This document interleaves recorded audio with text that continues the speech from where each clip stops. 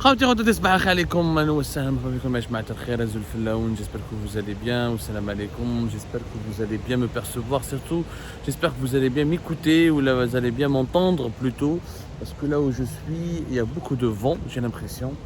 Et donc le son risque de ne pas bien être perceptible. C'est pour ça que j'essaye de m'abriter dans un endroit de villégiature sous des arbres pour me protéger contre la force des vents. اهلا وسهلا يا جماعة الخير. شوفوا يا جماعة, depuis tout à l'heure, depuis ça fait plusieurs jours, j'essaie de réfléchir à la bonne formulation de ce sujet. D'un débat que j'ai envie de lancer avec notre grande communauté d'Algérie Park, dont les lectrices et les lecteurs, les téléspectatrices et téléspectateurs, parce qu'on fait beaucoup de vidéos, en ce moment ne cesse de grandir et de croître. D'ailleurs, je ne cesserai jamais de vous remercier pour votre fidélité croissante. Barakallahu fikum, merci beaucoup. Alors, ce sujet concerne le fossé qui ne cesse de se creuser entre l'Arabie Saoudite et les pays du Golfe et l'Algérie et les autres pays du Maghreb. Même la Tunisie et le Maroc ne sont pas en reste. Il y a un creuset au niveau du développement, au niveau de la croissance, au niveau du dynamisme, au niveau des ambitions qui sépare vraiment un fossé qui sépare énormément maintenant les pays du Golfe des autres pays arabes, notamment les pays du Maghreb, l'Algérie, la Tunisie, le Maroc, qui patinent dans leur crise de sous-développement, dans leur crise politique, dans leurs problèmes autoritaires, etc. Et qui ont du mal à garantir leur autonomie au niveau économique, leur autonomie au niveau alimentaire, et qui ont des modèles de développement tout à fait précaires. Contrepartie, ou plutôt à l'opposé, les pays du Golfe, sincèrement, le 22 mai dernier, le 22 mai 2023, l'Arabie Saoudite elle a envoyé 2 astronautes au niveau de la station spatiale internationale, dont une femme, la première femme arabe qui va dans l'espace. La première femme arabe qui va dans l'espace, c'est l'Arabie Saoudite qui l'a envoyée le 22 mai 2023. L'Arabie Saoudite a travaillé avec Elon Musk, avec SpaceX, la société privée qui envoie des fusées vers l'espace. C'est elle qui s'est chargée de transporter cet équipage d'astronautes saoudiens vers la station spatiale internationale.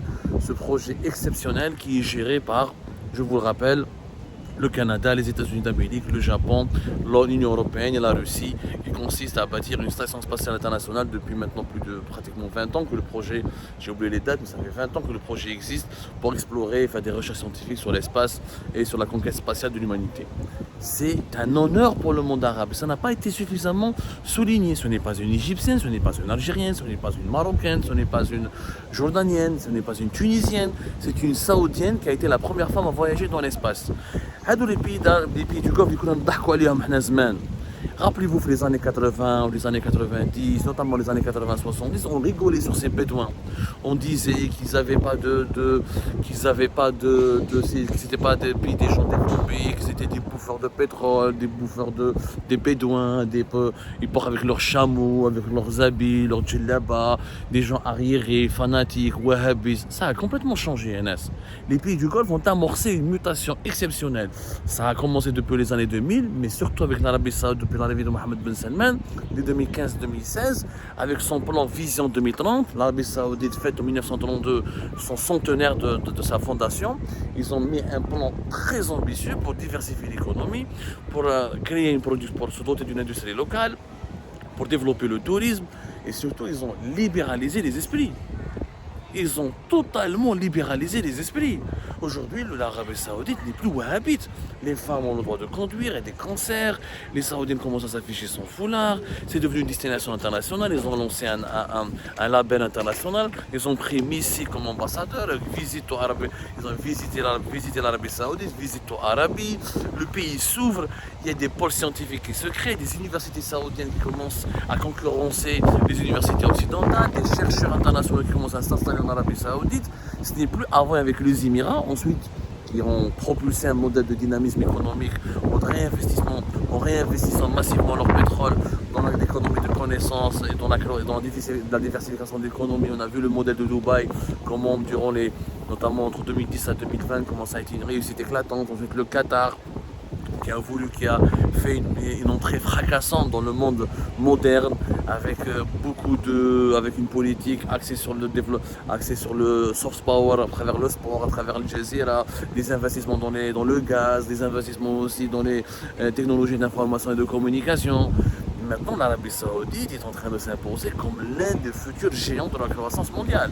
On avait enterré au lendemain du choc pétrolier de 2014, lorsque les prix des hydrocarbures avaient baissé, c'est pour les rien du vent, lorsque le prix des hydrocarbures avait beaucoup chuté, avait beaucoup baissé, on voulait tous enterrer l'Arabie Saoudite. On disait que c'est fini, l'Arabie Saoudite va disparaître avec la disparition de l'ère du pétrole.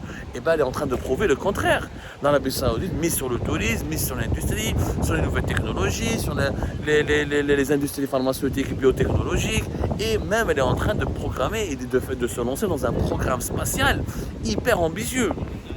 Le premier astronaute arabe qui a voyagé dans l'espace était un Émiraté en 2019, il a été suivi en 2023, récemment, mars je crois, par un autre astronaute émiraté. Il y a les Saoudiens qui envoient deux. On a donc deux exemples à suivre, les Émirats arabes, l'Arabie Saoudite, qui démontrent que un pays pétrolier ne peut dépendre que du pétrole. C'est vrai que dans leur recette fiscale, jusqu'à 70 à 60% de leur recette, de leur richesse est composée des hydrocarbures, mais ils sont en train de préparer les Émirats comme l'Arabie Saoudite, comme le Qatar, comme un petit peu moins le Koweït et les autres pays du Golfe, mais notamment l'Arabie Saoudite et le Qatar, sont en train de préparer des modèles de développement hyper intéressants, avec une économie largement diversifiée. Et ça, c'est un bon modèle. On chauffe au niveau des villes saoudiennes, les agglomérations émiraties, au niveau, comment dirais-je, l'urbanisme, les projets de développement, le tourisme, etc. Les Saoudiens, pourtant, il y a quelques années à peine, c'était un pays énormément fermé, fanatique. On pouvait ni boire une bière, ni sortir avec une fille, ni aller avoir une boîte de nuit, etc. Et il y a une explosion de l'ouverture sur le reste du monde. Hamlik, c'est des pays qui réinvestissent massivement leurs richesses dans des nouveaux secteurs porteurs de richesses, voilà, et ils préparent le monde de demain, le monde de l'après-pétrole. À l'opposé, si on compare par exemple avec les pays avec les pays du Maghreb, notamment l'Algérie et le Maroc et la Tunisie n'ont pas les hydrocarbures, n'ont pas des richesses exceptionnelles à réinvestir pour amorcer un développement technologique et économique très rapide. Mais l'Algérie, oui, quand même, je suis désolé, nous sommes en train d'accumuler un retard plutôt énorme et considérable et même inquiétant. Bon, vous allez me dire que les Émirats, c'est un petit pays, c'est même pas 1 million d'habitants. Le Qatar, c'est même pas 400 000 habitants. L'Arabie Saoudite, c'est quand même 30 millions d'habitants, dont au moins 21 millions d'habitants, dont 22 à 23 millions qui sont des véritables Saoudiens. Il n'y a que 7 ou 8 millions d'étrangers, notamment des origines yéménites, etc. Qu'est-ce qui prouve cette réussite à l'Arabie Saoudite? Réussite, peut-être c'est très tôt de le dire, mais c'est un bon début. Ça prouve que quand il y a des décideurs qui sont armés d'une bonne volonté et qui ont des plans de développement, ce n'est pas des démocraties. Les Émirats, l'Arabie Saoudite, c'est des monarchies absolutistes, il n'y a même pas de parlement. Il y a des assemblées consultatives, c'est le roi et la famille royale qui décident de tout. Donc c'est pratiquement aussi pire que la Chine, par exemple, ou la Russie de Vladimir Poutine. Et encore, la Russie de Poutine, elle est plus ouverte, elle est plus démocratique que l'Arabie Saoudite et les Émirats. Mais on n'a pas besoin finalement d'une grande démocratie pour se développer. Quand on a des dirigeants patriotes, conscients, sérieux, qui veulent aller de l'avant, qui réfléchissent à l'avenir et au destin de leur peuple et de leur population, et qui développent des modèles de développement futuristes, s'il y a une véritable volonté de développer le pays et d'essayer de s'accrocher à la modernité, de rallier, de remettre le pays sur le train à un véritable développement pour ne pas rater les mutations de demain, c'est possible. Ce qui prouve que le véritable changement, vient surtout de l'intérieur, c'est pas de l'extérieur. On a beau regarder les autres pays arabes, ils ont fait des révoltes, l'Égypte, printemps arabe, la Tunisie, printemps arabe, le Yémen, l'Irak, ils ont fait ça, le Soudan, il a fait un printemps, l'Irak aussi, le Maroc aussi avec le mouvement de printemps arabe, ils ont eu un mouvement de contestation populaire important. Mais ça n'a pas abouti à des modèles de bonne gouvernance, à des modèles de développement qui ont arraché des résultats concrets. L'Égypte, le Maroc, des fois, ils ont quelques modèles de développement, quelques secteurs industriels intéressants, mais pas plus. Donc la démocratie n'est pas finalement le changement, parce que c'est quoi un pays? C'est quoi le bon état? La démocratie ne suffit pas pour garantir le bon état d'un pays. On a vu avec la Tunisie, 10 ans de transition démocratique, ça a abouti à la dictature actuelle de Kais Saied. En fait, un pays est en bon état, un pays est sur la bonne voie quand il assure quand il a une économie florissante, quand il commence à avoir un progrès scientifique et technologique, quand il est ouvert sur le reste du monde et quand il offre une certaine qualité de vie, un certain niveau de vie appréciable à sa population. Pour le moment, les pays comme le printemps arabe n'ont pas réussi cela. Ils ont tout raté. Mais qu'il n'y ait ni développement économique, ni progrès scientifique, ni niveau de vie, ni qualité de vie intéressante ou appréciable.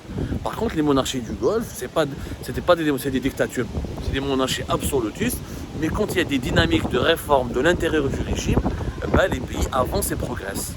Donc, je pense que la conclusion, pour l'Algérie, il nous faut une dynamique de l'intérieur du régime.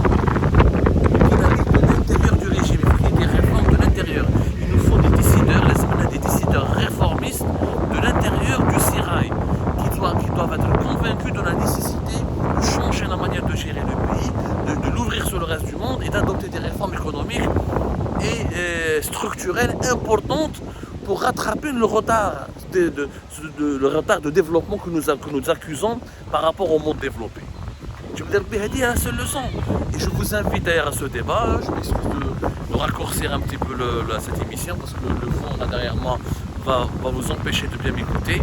Le débat se porte sur les différentes plateformes d'Algérie, sur ce qu'on peut tirer, la leçon qu'on peut tirer de ce retard, de ce fossé qui ne cesse de se creuser entre les monarchies du Golfe, notamment l'Arabie Saoudite, les Émirats et le Qatar, avec les autres pays du Maghreb, notamment l'Algérie.